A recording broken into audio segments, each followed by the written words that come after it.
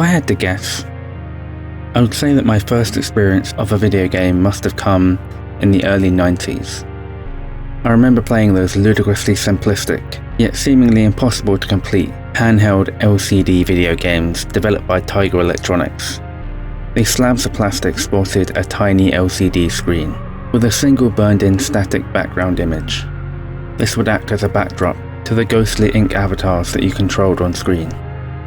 And it brings me to the adult portion of my life, as I sat there playing Spider-Man on the PlayStation 4. Except, there was no static burned-in image this time around, instead replaced by actualized parts of the game's world. My father worked with computers when I was a child, and he would occasionally bring home some older model units that were no longer needed at work. Well, that's the story he told me anyway. This meant that the next stop on my gaming journey would be home computers. The legendary Outrun, Grand Prix, Golf were just among some of the games we played on our PC.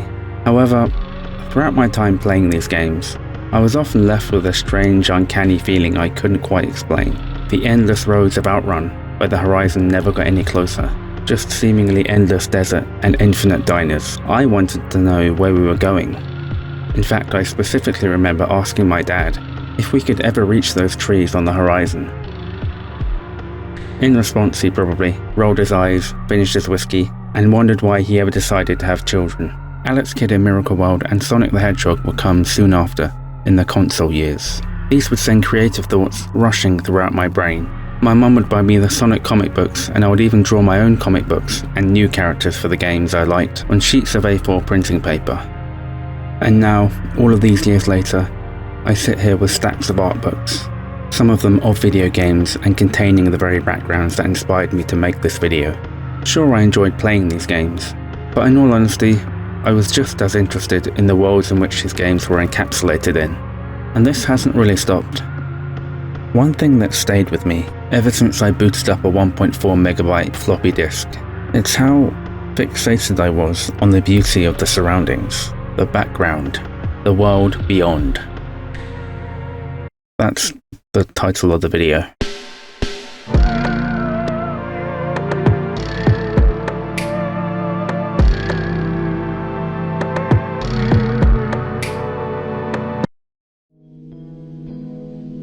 The map paintings of Star Trek The Next Generation were also something I fell in love with as a younger person, and perhaps they helped guide me to the point where I am now. I remember I would always strain my eyes whenever they came onto screen, concentrating as if they were sponges, trying to soak in as much of the detail as they could, in the brief time they graced the screen, in the days of completely linear television. No rewinds, no pausing.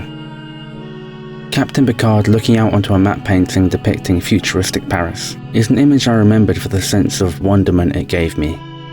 At the time, I remember wanting to know what the rest of Paris looked like. What were these new futuristic advancements we could see? Rather poetically considering the subject of this video, this is all a holographic projection of one of Picard's memories. Him looking out at the city below. This was part of an evocative memory of his, as it would later become one of mine. I later saw a crisp 4K version of this episode, where it was pretty obvious he was just looking out onto a piece of cardboard among some unconvincing plastic plants. But the feeling I got when looking at this was still there. And I think, is this not what we do still to this very day?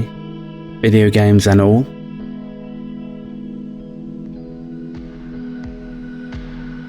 The map painting itself was a technique used for years on the big screen, and a modernised version of the backdrops used in plays of yesteryear. Miniatures, used in movies for approximately 100 years, were also the dominant way in which we were presented with these worlds crafted by artists. In 1984, the miniatures used in Blade Runner, intricately detailed, creating a meticulously crafted portrayal of a futuristic Los Angeles. In the 70s we had Star Wars, an intergalactic grand-scale battle for the universe. In the 60s, Mary Poppins used matte paintings to convey the magic of a fantastical London. The 50s had the War of the Worlds, using miniatures to show an unstoppable force of alien invaders. Metropolis in 1927 portrayed an entire vast futuristic dystopian society, with low-class drones rising up against their oppressors. Even in 1902, La Voyage dans la Lune, aka A Trip to the Moon, It's a French silent movie. It used a range of paintings and exposure effects to convey a world grander than the one it was created in, all the way back to the 19th century, where a combination of painted backdrops and cutouts were used to extend the scene, to make the stage look bigger than it was, to transcend the physical confines of the space. All of the artistry that went into making these beautiful backdrops, these marvelous miniatures, these still frames that acted as thin slices from the cross-section of these imaginary worlds.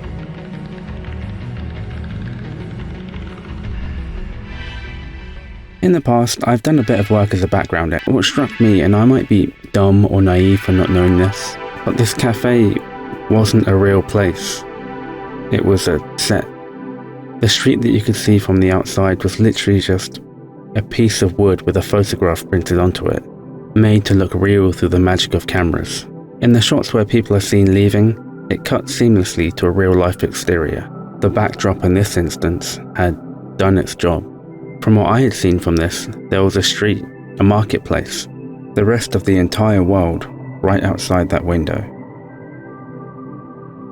The backdrops of video games used for years was something known as a skybox, a technique whereby a cube was wrapped around the map to give the impression of the greater world beyond. With the advancement of technology came Skyspheres and Sky Domes, which are virtually indistinguishable as a backdrop, because, well, it's essentially how the sky and atmosphere work in real life. The idea of a place beyond the bounds is prevalent in virtually every game. Even the seemingly limitless skyline of Los Santos in Grand Theft Auto 5, one of the most detailed open world games ever, is a mirage. A very well programmed one, but the horizon is the background, instead of being a painted piece of wood that disappears off stage, or a matte painting confined to its canvas. It's a sophisticated optical illusion for a three-dimensional time. Red Dead Redemption 2, another open world game with a similar seemingly endless land. The way they work around this? Bodies of water you drown in if you venture too far. Insurmountably high borders the player can't climb along the edge of the map. But what I find interesting is that there are additional acres of fully rendered land as a second layer of illusion for the player, in case they are situated in a place where they can see beyond. There are huge areas of distant meadows, trees, structures, all of which you physically can't get to in the game, and only serve as indicators to the life in the great world beyond you. These are the tiny details in paintings, only meant to be viewed from afar, to suggest something altogether larger. In the published letters of Vincent van Gogh, and that's apparently how it's pronounced, my pronunciation still might not be the best, he discussed his painting practice and his thinking behind it. On one particular day, he decided to visit a small village named Zuilu, upon which he gushes about its beautiful expanse.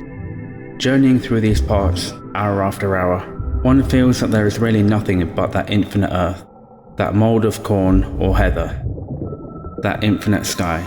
Horses and men seem as small as fleas. One is unaware of anything else, however large it may be in itself. One only knows that there is the earth and the sky. Although he's obviously not talking about video games, I think this quite beautifully links two unrecognisably different times in history. The depiction of a place, the feeling it invokes. The letter continues. However, in one's capacity of a small speck watching other small specks, leaving the infinite aside, one discovers that every small speck is a melee. When I first read this, I thought he might be trying to say that every small speck in this scene was a millet, a seed, a potential person with an entire life, feelings, emotion, and a journey as to how they came to be where they are. But I think that's kind of a tragically British way of reading that. My art history knowledge was clearly lacking here, as I later understood this as him referencing one of his biggest inspirations, Jean-François Millet, a 19th century French painter who rejected the idea of romanticism. Rather than dramatic landscapes infused with the emotional sensations of the creator, Millet was a realist. He preferred to paint the human subjects, peasant folk, labourers, farmers, a close-up look at their everyday lives in all their unremarkable necessity. The scene that he saw before him seemingly stretching on for infinity, the people appearing as barely visible specks, every one of those specks, an artwork unto itself. The world is full of beautiful imagery, with near limitless detail no matter how far you zoom in. While we can barely really comprehend this, we can imagine it. I get a similar feeling in real life when I'm up high and see an overwhelmingly huge crowd of people from afar. Every one of these tiny dots is a full person, like myself, a Millet. And I find that this indescribable feeling of awe is linked to vistas of all kind, be they real, painting, or video game. Obviously, there are too many examples of video game vistas to even begin listing here. I doubt I've played or experienced the vast majority of them. I can only speak from my personal experiences, but off the top of my head, I remember when I played Dragon Age Inquisition's Trespasser DLC for the first time. A post-game story DLC, you and your team go to the Winter Palace, a fantastical place located in Orlais, and I remember walking out towards the edge of the castle and being greeted by the distant countryside below. There was a tiny windmill, a distant village, and I really got a sense of scale for how high up I was, and in what a grandiose location I was compared to the land below me. Reading Van Gogh's words echo familiar with the kind of feeling I got when I saw this for the first time. In another BioWare game, the Citadel in the Mass Effect franchise, a huge space station, a hub of all kinds of alien species, embassies, stores, bars and apartments. You could roam around here, talk to people, visit places, purchase equipment, and dance at nightclubs. It is present in every game of the Mass Effect trilogy, being altered slightly in each incarnation. There are times when you can stand on one of the gargantuan arms of the station and look down at the city below, with lines of flying traffic creeping across its expanse. You can look down at the lower levels and gangways, at the inaccessible balconies. There are pockets of life happening everywhere in the background, but should you happen to take a closer look at these characters, you can see that they're essentially just cardboard cutouts, the same techniques that have been used for so many years previously. However, one of the most poignant examples I can remember was from a specific map in Mass Effect 2. I had already played through the series multiple times by this point, and it has stunning locations, from the futuristic utopian city of Ilium to the grimy smog of Omega. It features a myriad of inspired, otherworldly locations. But when I revisited this game years later, I played the Stolen Memory DLC. This is one that I had somehow missed out on all my other playthroughs.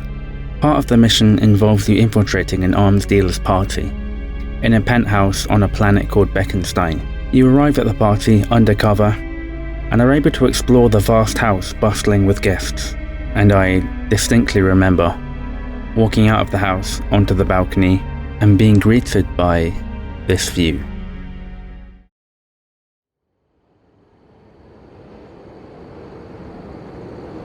A distant city. Tall, thin buildings, like reeds growing towards the sky, their bases obscured by a carpet of soft fog. To the east, we see what looks to be a monolithic pyramid. There are giant airships floating in the atmosphere, like celestial whales who cannot even comprehend your tiny existence. An endless stream of traffic in the form of flying vehicles steadily makes their way across the horizon. Below it, a city encircled by mountains, what seems like thousands of lights, like bioluminescent plankton on a beach, each one an indication of life in the sprawling municipality below. We are so far away from this metropolis that we don't hear anything except the howling winds of the cliffside and the gentle symphony of insects chirping, a ripple of birds intermittently travelling across the screen, preventing the canvas from ever being completely still. It's a ghostly image of a city we never get to see.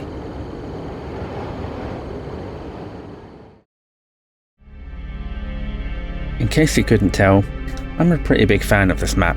It was a big factor in me coming up with this video, and it's been stuck in my mind for years. Why?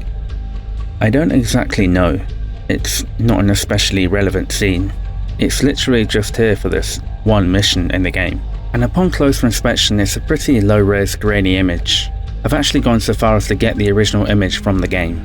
Even the largest version of the piece I could find has been compressed in such a way that it's lost a lot of detail. But to be honest, this is no different from the map paintings we've been talking about. I mean, it's literally a matte painting. And looking at it in this view, I get to see the full panoramic perspective of it. We get to see things that we never really got to see in the game. When I look into the distance of this piece, the original piece, my wonderment with it is just fueled even more. The city lights extend way into the distance. There are mysterious specks of light on canyon tops. I wonder what was going through this artist's mind when they were creating this image. What was the view they had for Bekenstein?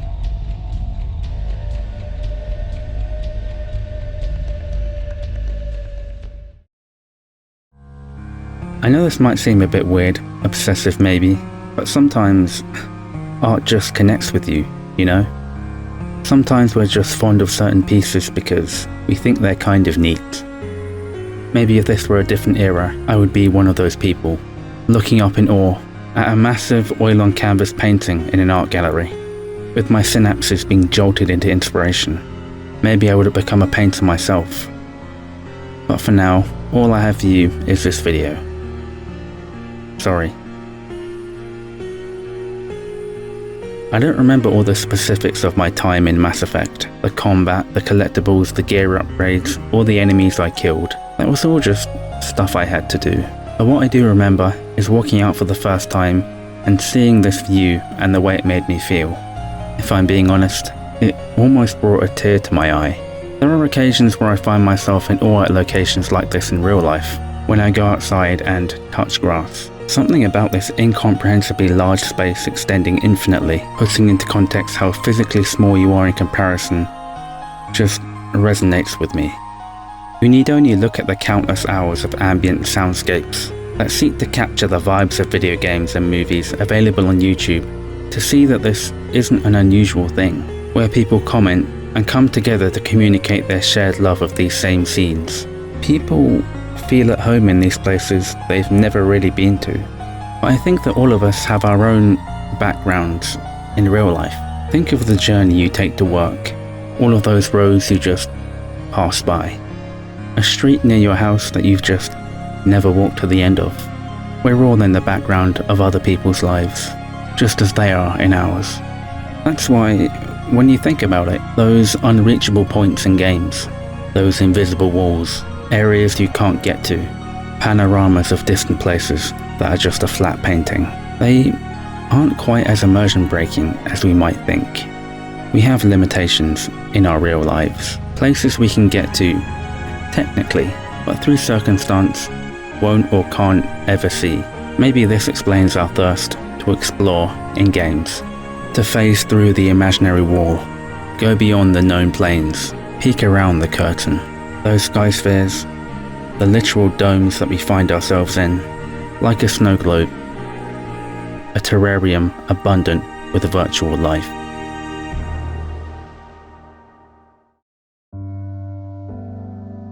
To those of us who have ever found ourselves on one of those 1 hour long game ambience videos, to anybody who has played a game and just stopped and stared at the horizon, maybe worlds like this seem more palatable to people who aren't quite sure where they fit into the real world. I mean, it could just be because they look really nice too. The American philosopher Ralph Waldo Emerson is credited with saying, "It's not the destination, it's the journey." I think a lot of people, myself included, are led into this mindset of imagining a point in our lives when everything is just good. All the hard work has been done, and it's time to rest and put our feet up and enjoy life without any more struggling. Just to be clear, I'm still very much holding on to that pipe dream. But as many would point out, this is an unrealistic expectation. Life is always changing, and for better and worse, there will always be stresses, something to fix, stuff to do, things left undone or incomplete. Maybe one of the reasons why I love these views so much is the sense that my lofty goals, unfulfilled dreams, and ultimate desires may lie somewhere out in that great yonder. Here in these lands where we can obtain the seemingly unobtainable, maybe the answer, that MacGuffin, to finally make us complete, whole, lies in some distant place in this non-existent land. Perhaps it reminds me of all the places I've ever been to, and all the places I'll never find myself in. Around every corner, over every mountain, and everywhere we go, every peak we climb, there will always be something else in the distance, calling to us, longing to be explored.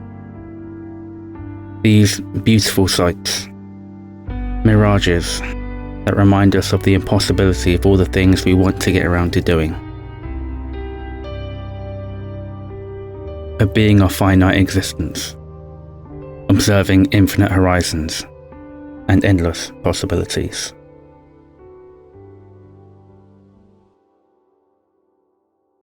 I mean, it's probably a nicer thought than the real answer anyway.